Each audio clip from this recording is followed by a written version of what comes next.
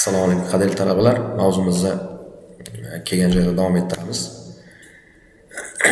Demak, Hegel dialektikasi haqida gaplashayotgan edik. Dialektika va tarixiy taraqqiyotning birligi.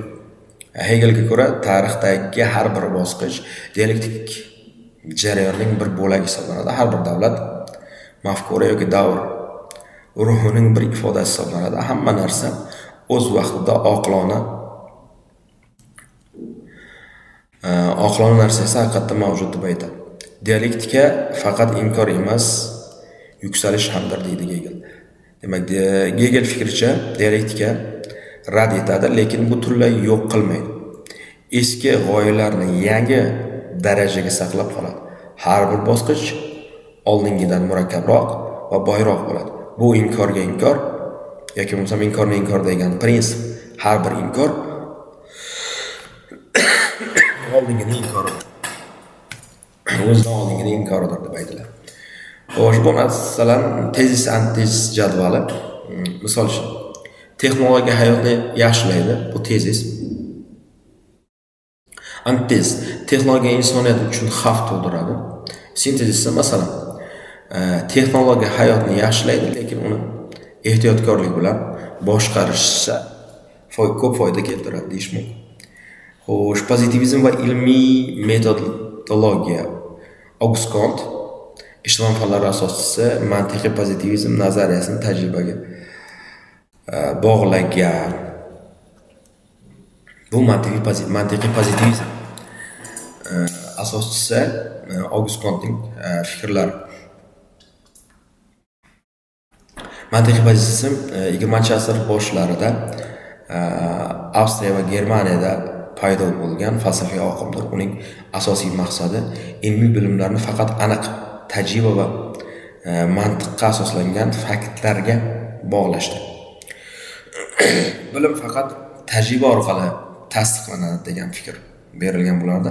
Faqatgina tajribada tekshiriladigan fikrlar haqiqiy bilim hisoblanadi. Masalan, bugun havo issiq degan gapni o'lchash, kuzatish orqali tekshirish mumkin. Demak, bu haqiqiy bilim deyiladi. Metafizik va mantiqiy tekshirib bo'lmaydigan gaplar ma'nosiz bo'ladi deydi Auguste Comte. Mantiqiy pozitivizm metafizik savollarni, masalan, havoning ma'nosi nima? Ilmiy nuqtai nazardan ma'nosiz deb hisoblaydi. Chunki ularni tajribada tasdiqlash yoki inkor etish mumkin emas. Ilmiy nazariyalar mantiq va tajriba asosida qurilishi kerak. Ilmiy nazariyalar aniq mantiqiy struktura va tajriba bilan tasdiqlanishi lozim.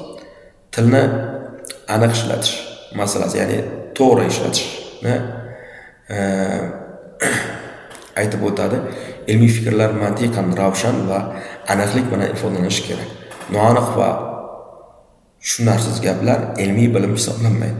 Xolos, mantiqiy pozitivizm ilmiy bilim faqat tajribadan va mantiqiy tahlildan o'tgan paytda haqiqiy hisoblanadi degan falsafiy qarashdir. Bu ilmiy uslubni qat'iylashtirishga va metafizik g'oyalardan voz kechishga chaqiradi.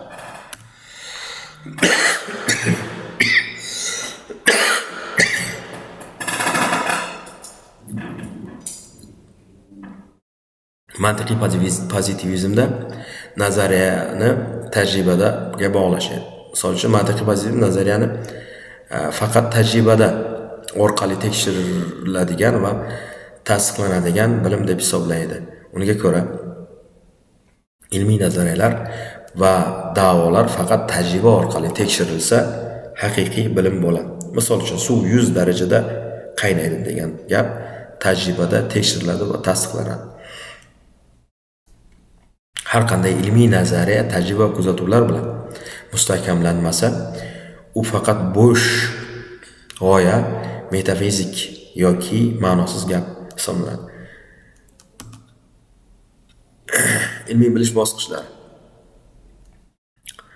Xo'sh, teologik bosqich, metafizik bosqich, pozitiv bosqich. Bularni juda bir chiroyli qilib ta'riflab o'tgan. Demak, teologik bosqich, bu bosqichda odamlar hodisalarni tushuntirish, uchun ilohiy kuchlarga, ruhlarga yoki xudolarga murojaat qilish. Hodisalar xudolar yoki ruhlar shunday qiladilar deb, hodisalar shular tomonidan qilinadi deb ishoniladi. Metafizik bosqichda esa bu bosqichda hodisalar abstrakt tushunchalar va umumiy tushunchalar bilan izohlanadi. Masalan, tabiiy kuchlar, tabiiy qonunlar deb aytiladi, lekin ular hali ilmiy asosga ega emas. Ko'proq falsafiy tushunchalardir. Bu bosqich tafakkur uchun ko'chmas faktlar davri hisoblanadi. Pozitiv davr bu bosqichda hodisalar aniq tajribaga asoslangan ilmiy qonunlar yordamida tushuntiriladi. Ilm fan tajriba asosida bilimlar yig'adi, nazariyalar sinovdan o'tiladi. Bu bosqich insoniyat bilimining eng rivojlangan bosqichidir. Xulosa qilib aytganda, Auguste Comte'ning modeli bo'yicha ilmiy bilish insoniyatning rivojlanishi jarayonida 3 bosqichda bo'ladi: teologik, metafizik va pozitiv. Analitik falsafa. Endi falsafaning yangi metodi deymizmi, yangi rivojlanish bosqichi deymizmi? Bu juda qiziq mavzu. Analitik falsafa 20-asr boshlarida g'arb falsafasida shakllangan yo'nalish bo'lib, asosiy e'tiborini fikrlarni aniq ifodalash, til va mantiqiy tahlilga qaratiladi. Bu boyagi mantiqiy pozitivizmning davomi sifatida qarash mumkin buni. Analitik falsafaning asosiy xususiyatlari: analitik mantiqiy izchillik. Aniqlik va mantiqiy izchillik falsafiy muammolarni yechishga, tushunarsiz va noaniq fikrlarni aniq va mantiqiy ravishda tahlil qilishga harakat qilish.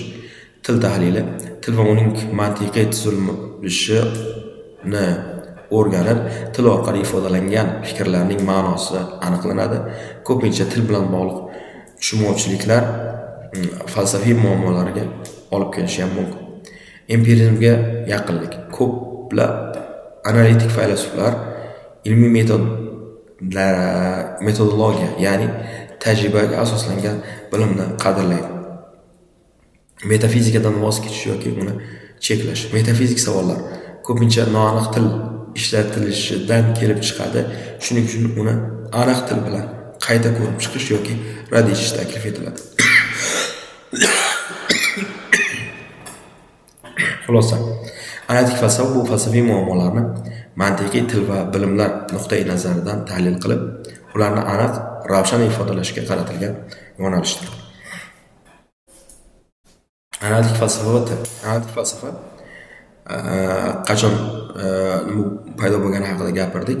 Endi til fikrni ifodalash vositasi. Analitik falsafa fikrni, ya'ni tilni fikr va bilimlarni aniq ifodalash uchun asosiy vosita deb hisoblaydi. Tilni tahlil qilish orqali muammolarni hal qilish. Ya'ni ko'plab falsafiy muammolar tilning noaniq yoki noto'g'ri ishlatilishidan kelib chiqadi deb hisoblashadi. Shuning uchun tilni mantiqiy va aniq tahlil qilish kerak. Til va mantiqiy strukturani o'rganish. Analitik faylasuflar tilning mantiqiy tuzilishini o'rganib, fikrlarning aniqligi va mantiqiy to'g'riligini tekshiradi. Ma'noni aniqlash. Til birligining, ya'ni so'z gap ma'nosini tushunish, aniq ifodalash analitik falsafaning asosiy vazifalaridan biri hisoblanadi. Xo'sh, mashhur faylasuflar tilga munosabati. Misol uchun Wittgenstein, uning dastlabki ishi til va haqiqat o'rtasidagi munosabatni o'rganadi. Til dunyoni ifodalash vositasi deb ko'radi. Keyingi asarlarida esa til o'yinlari tushunchasini ilgari suradi, ya'ni til ma'nosi kontekstga bog'liq ekani ta'kidlanadi. Tilni mantiqiy tahlil orqali soddalashtirishga urindi va ko'plab murakkab falsafiy masalalarni tilni aniqlash orqali hal qilishga harakat qildi. Xulosa: analitik falsafada til falsafiy muammolarni hal qilishda, bilim va fikrlarni aniq ifodalashda markaziy o'rin tutadi. Tilni tahlil qilish orqali ko'plab chalkashliklar va noaniqliklarni yengish mumkin.